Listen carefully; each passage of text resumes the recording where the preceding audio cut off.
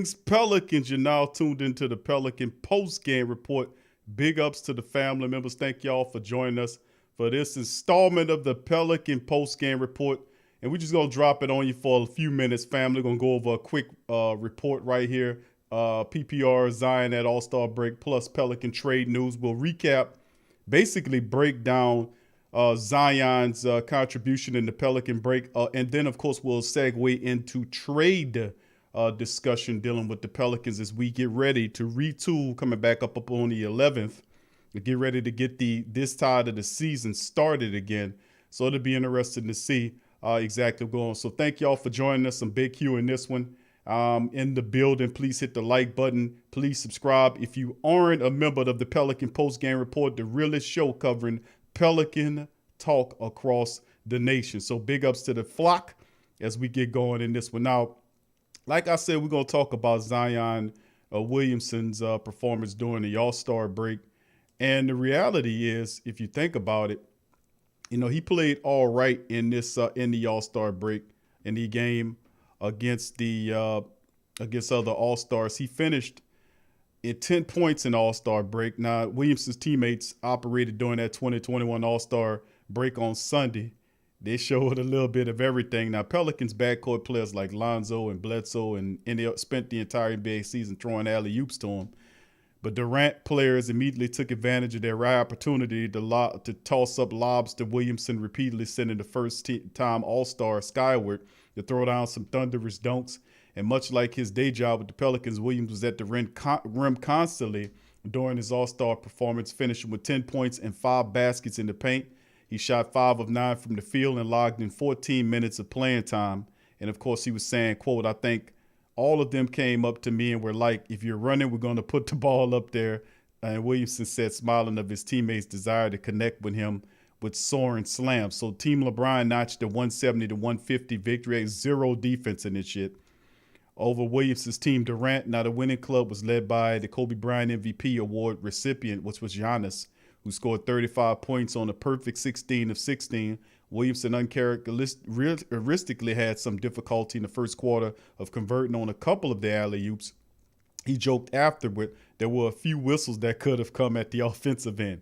But, you know, nice performance by Zion in the matchup as he finished 10 points in the matchup, 5 of 9 from the field in 14 minutes. Not bad, in the All-Star break moments of time. So not bad for Zion. Of course, we know B.I. was snubbed in this matchup. We know that Zion, that B.I. was quietly snubbed for this one, but Zion did put on a performance and had a little fun. So with that being said, we're going to segue into another report and talk about New Orleans Pelicans having interest in trading for Larry Nance. Now, is this true? This is the question that a lot of people might be asking themselves. Is this true? You know, is this true? Do the Pelicans want Larry Nance? Now, let's look at it, though, fam. We're going to break down this article and get into detail about it and see exactly what they're going to say here. So with that being said, this is brought by Yahoo Sports' Jacob Rude, who's saying that heading into the All-Star break, the Pelicans are in need of changes, either eternally, externally, as they sit outside the playoffs, looking in for a second year running. Now, one of the areas of change that could be through trade, and one of the players the Pelicans are locked into an interest is, according to Chris Fedor of Cleveland.com, the Pelicans are one of many teams that's interested in forward Larry Nance. How about that? You know, now Lance is one of those versatile stretch fours that we often talk about for the Pelicans off the bench that they're lacking. They're lacking a true four off the bench who can score, and Nance can hit the 3-2.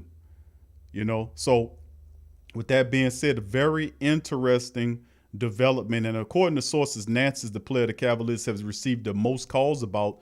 Sources say the Minnesota Timberwolves have been aggressively pursuing him since the offseason. Nance's old teammates and buddy D'Angelo Russell is a strong Nance advocate. Boston, Philly, and of course New Orleans, Miami, Dallas have shown some interest.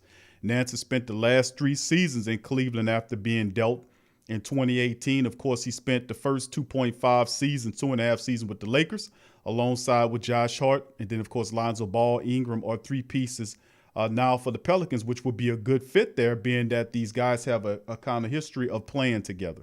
So the season with the Cavs, he spent, so far this season with the Cavs, he averaged 9.3 points a game and 7 rebounds, which is respectable, and averages about 3.2 on assists in 33 minutes of action while playing in 19 games.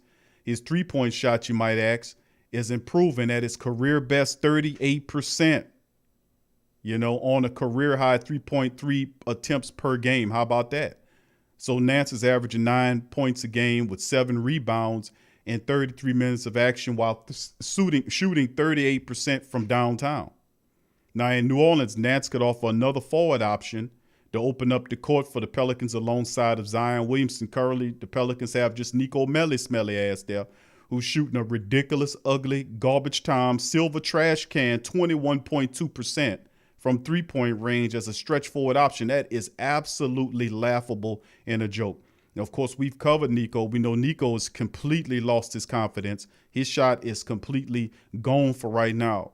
And, of course, we need somebody with that confidence. And not only that, but Nance is a good finisher at the rim. He plays defense. He runs the floor well.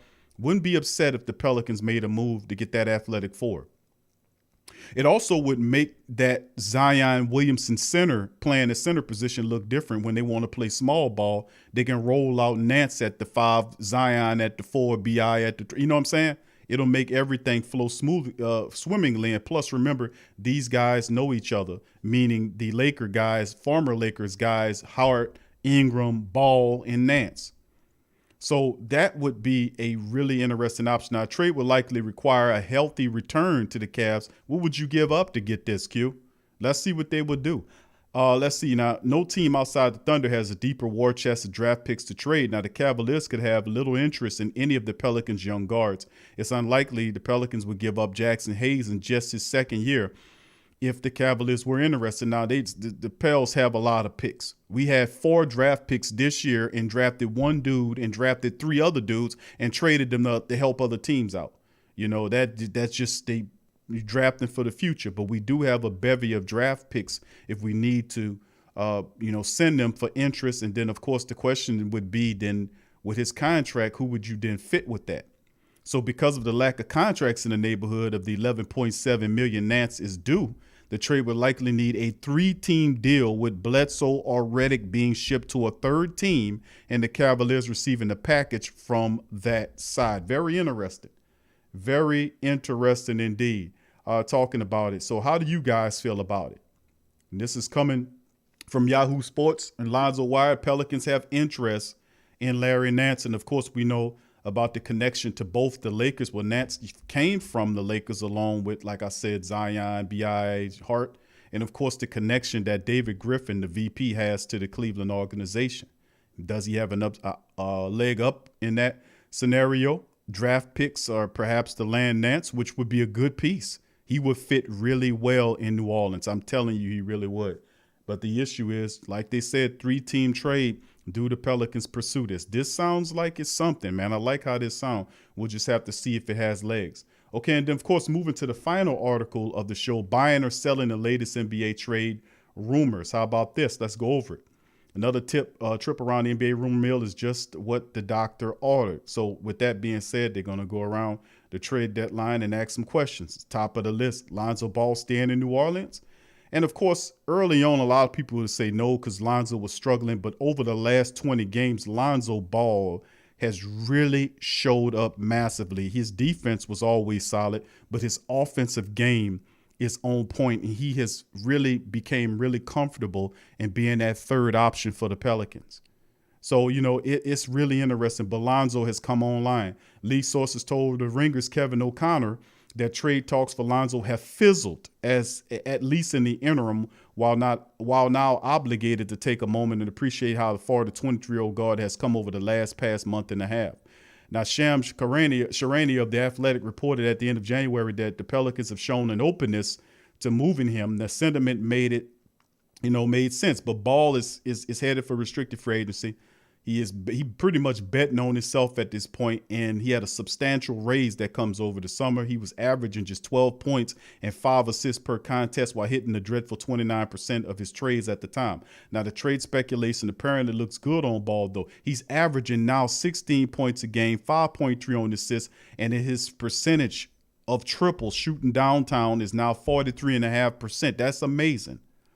That's amazing. He's even hitting 40% of the three-point attempts and just taking off. Now, the interest in Ball should be at fever pitch, but the Pelicans are not going to they're not going to be interested in looking and trading Lonzo, man, especially with big ups coming from Brandon Ingram and Zion Williamson saying that he wants him on the team.